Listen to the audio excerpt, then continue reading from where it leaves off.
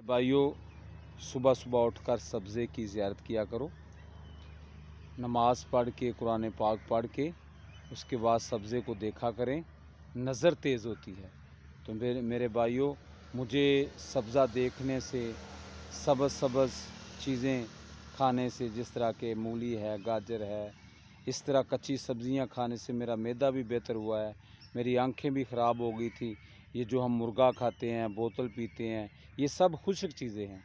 तो मेरे भाइयों, इस सब्ज़े को अपनी ज़िंदगी में लाएं। सुबह सुबह भी आप सब्ज़ा देखें और सब्ज़ सब्ज़ जो चीज़ें हैं वो इस्तेमाल भी करें, खाएं भी।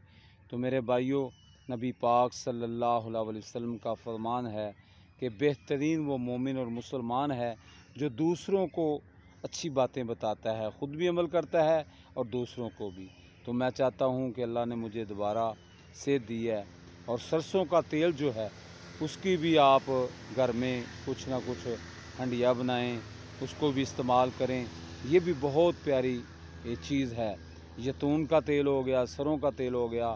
नबी पाक सल्लल्लाहु अलैहि वसल्लम ने इन जैतून के तेल को खाया भी है, लगाया भी है। तो सहबो हम भी आज नबी पाक की सुन्नत को इंशाअल्लाह ज़िंदा करें।